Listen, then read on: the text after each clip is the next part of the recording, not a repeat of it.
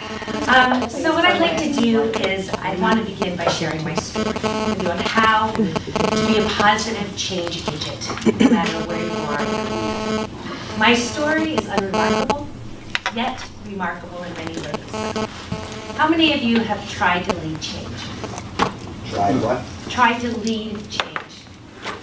Lead change. Lead, yeah. Tried. And how many of you have been successful? Yeah. And how many of you have failed spectacularly? Yes, yes. I understand how all of you feel because, as we know, leading change is hard. I am a government bureaucrat. Last February, I began my 33rd year of public service. I am proud to be a government employee, even with everything going on in our political landscape.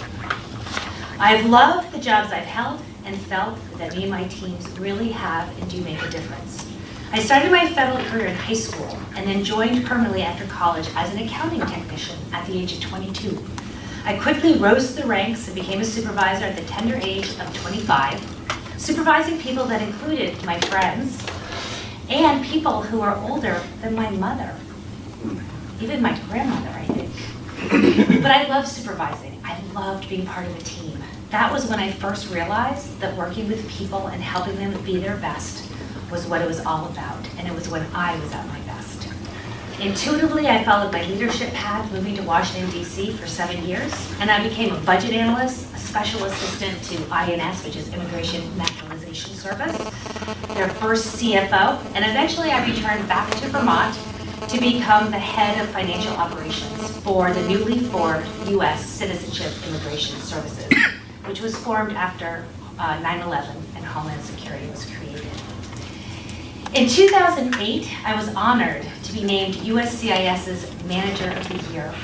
I always knew that leading people was my calling, and now I had the validation that leading people truly was what I was meant to do. I had arrived. I had reached the pinnacle of my career, or so I thought. Things were going really well in my life. After being divorced for 12 years, I married the man of my dreams who supported me, and more importantly, my career. My career was humming, my personal life was vibrant, and I was feeling like I was at the top of my game.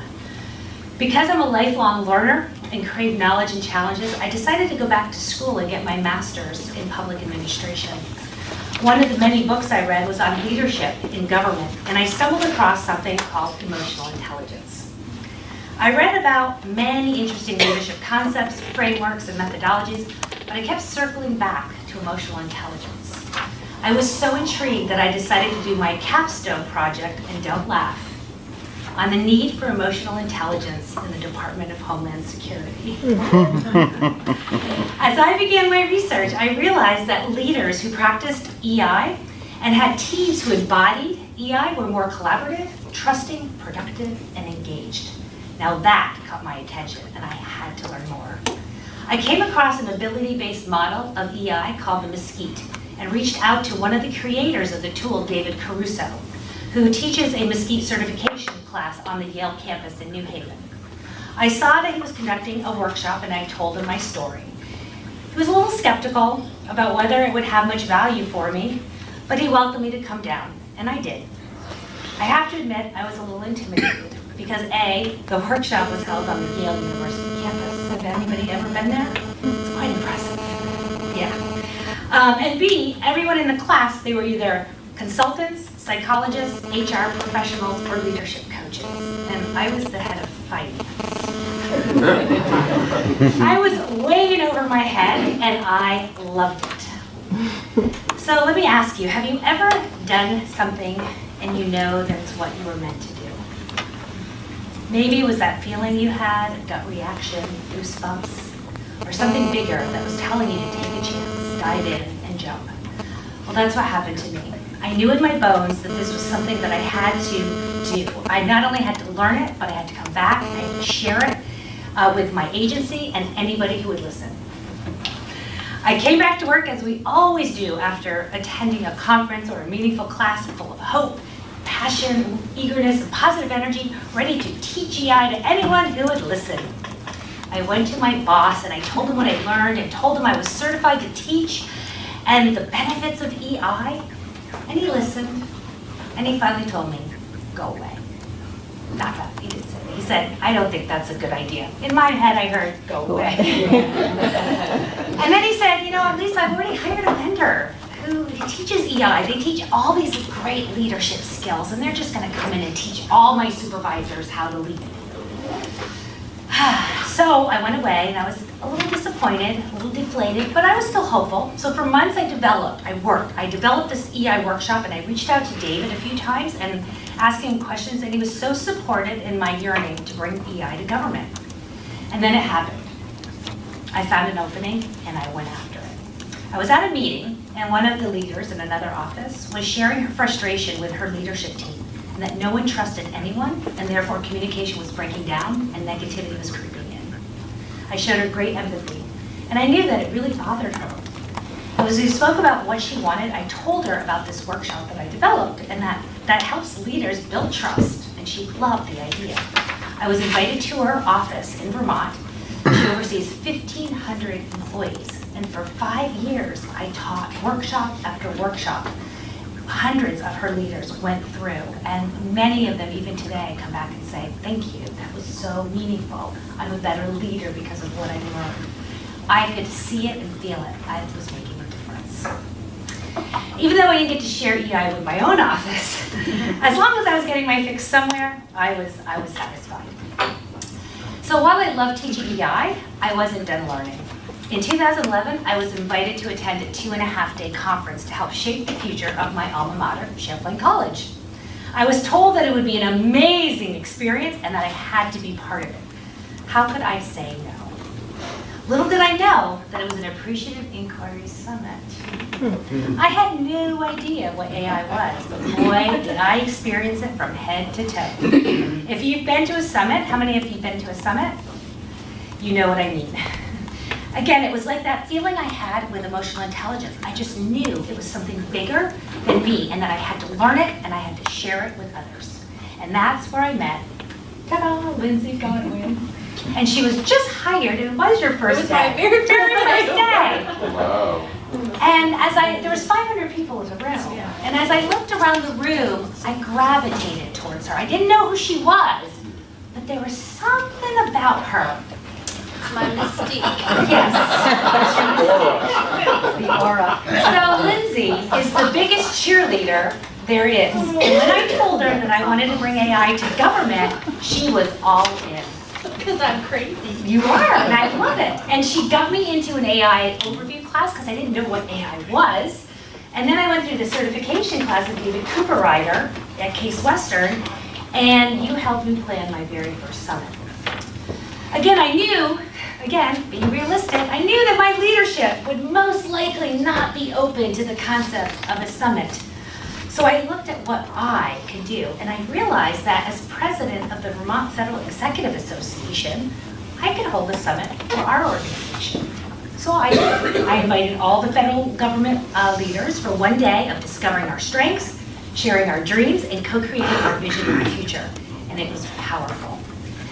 What was really powerful, that there was an idea that came from the summit that emerged, that became our rallying cry, and the shot in the arm that our association needed. For the first time in years, people felt included, engaged, excited, and they cared about an organization that they hadn't cared for before. Wow.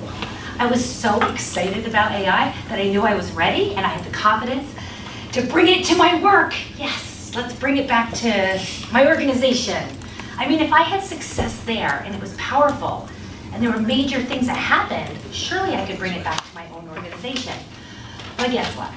I was wrong. I was wrong. When I wrote the concept and how it would work and presented it to my boss, he said, absolutely not. What is, and these are, I swear, it's like I can hear it. What is wrong with you? This isn't the way you make things happen. You're inviting all these opinions, and you need to tell them, Lisa, what to do and how it's going to be. You are the head of the office, not them. So I want you to go in and move out and just tell them what to do. Hearing those words, honestly, made me sick to my stomach. It was that moment that I knew that my values of inclusivity, diversity, collaboration just wasn't in alignment with my boss.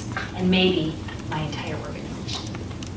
I felt so demotivated, deflated, and disappointed. And to make matters worse, I became defiant. Yeah. Positive deviance. Yes, I just dug my heels in and I said, you know, I'm not going to tell people to just do it. That's not who I am. But guess what? There was a price to pay. After 25 years of being a respected leader across USCIS, my division was abolished. And I was given the task of maintaining our FAQs. You know what those are? Yes. Yeah, and On the website? as an added bonus, the document library. Me, a woman who adored her team, who traveled to DC every month for 2 years to collaborate with people, who absolutely loved the work I did, I was now relegated to stay at home, work alone, and do a boring job that I could do in my sleep. I could still feel like it was yesterday. I was shocked, I cried, I was angry. I questioned myself, I grieved, I blamed, I loathed, and I just spiraled down. I tried to stay positive. I had a husband and friends who told me I was great and it's gonna be okay. My former employees, they mourned, they were so sad, and then they forgot about me. Everyone was moving on but me, so work became intolerable and I sought out other jobs. I was desperate. Eventually, I found one that aligned to my strengths, probably 6 months later. Something our organization calls the quality workplace.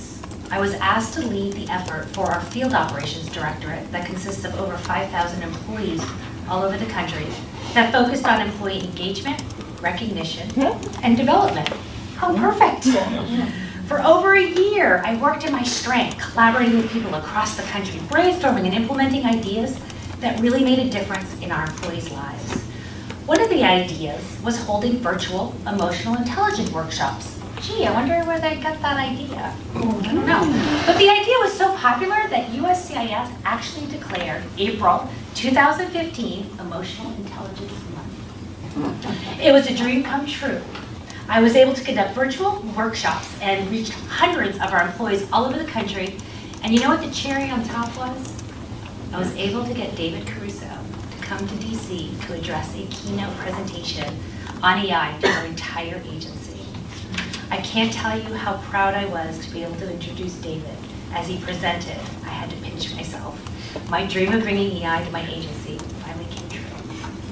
I was feeling really good. I was ready to set the world on fire. I had just started my new job in field operations when I saw an amazing opportunity to use AI. My boss, the head of our directorate, was new to his job, and he wanted to make his mark and leave his legacy, to build his legacy. He was really frustrated, and he didn't know how to engage people in envisioning and planning the future. And everything he tried had failed miserably. Of course, I instantly thought of AI and how awesome this could be. Cautiously, I told him about it, and he liked the concept. I wrote it up. And when he saw that it would involve people across the country and would solicit their ideas, he froze. I remember our conversation again, like it just happened yesterday. Those are those moments, you know, that just stick out. I was on a video from Vermont, and he was in DC, and it was he and his assistant. And I'm going through the paper, very business-like, because he's a business guy, and I didn't flower it or anything. I was just trying to get through it. And I was walking him through how it would work. But then I started to get excited. Oh boy, I started to ramp up, and I gushed how great it would be, how awesome it would be to hear from all of our employees, get all the voices in the room and all that wonderful collaboration.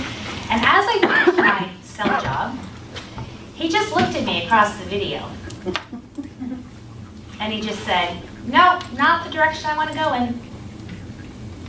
And I could feel my face literally fall. And I was thinking, oh no, another leader who doesn't share my values.